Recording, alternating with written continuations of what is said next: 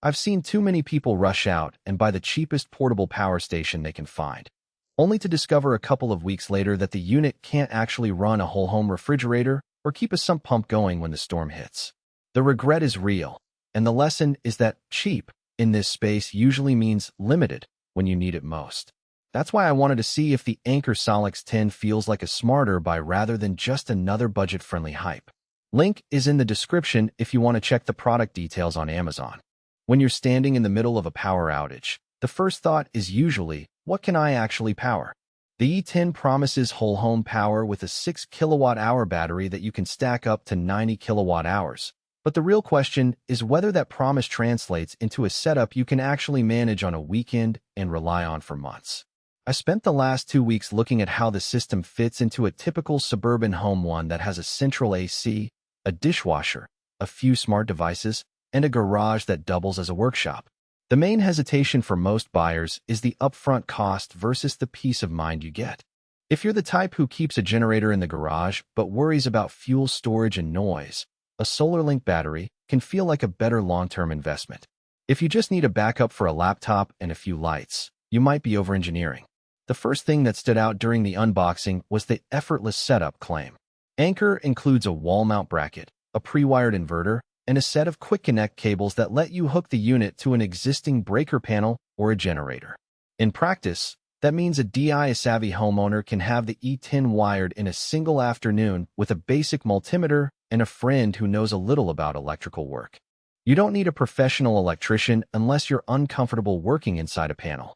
The whole home integration works because the unit has a built-in transfer switch that automatically detects when grid power drops and flips over to the battery, so there's no manual toggling during an outage.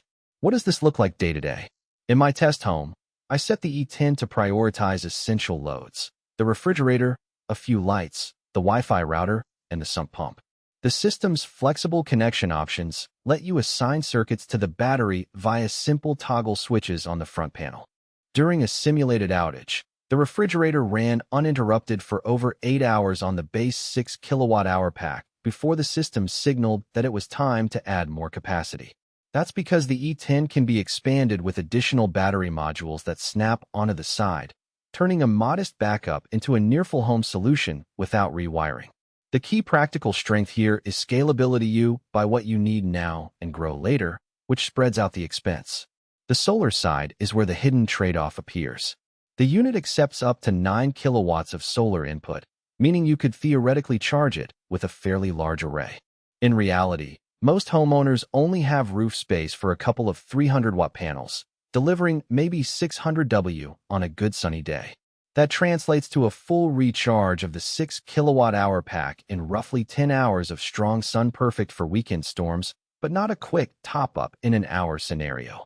If you're counting on solar alone to keep a large house running through multiple days of cloud cover, you'll either need more panels or you'll need to accept slower recharge rates. The E10 isn't a fast charge superhero. It's a steady, reliable charger that matches typical residential solar setups. Another practical consideration is temperature tolerance. The unit is rated from -4F up to 131F, which is a nice range for most climates, but the battery chemistry still loses efficiency in extreme cold. In a simulated winter night at 20F, the usable capacity dropped about 10% compared to a mild day. If you live in a harsh northern climate, you'll want to keep the unit in a heated garage or install a small heater nearby. The rating is generous, but the real-world performance still follows the physics of lithium-ion cells. Who should buy this? If you're a homeowner who already has a solar array, or you're planning to add panels in the next year, the E10 gives you a clean way to store that energy and use it when the grid goes down.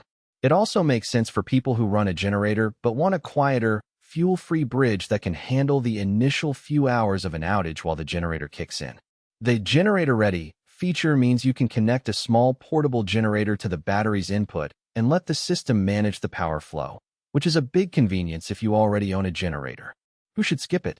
If you live in an apartment with no access to a dedicated breaker panel, the installation becomes a hassle, and you might be better off with a portable power station that plugs directly into an outlet.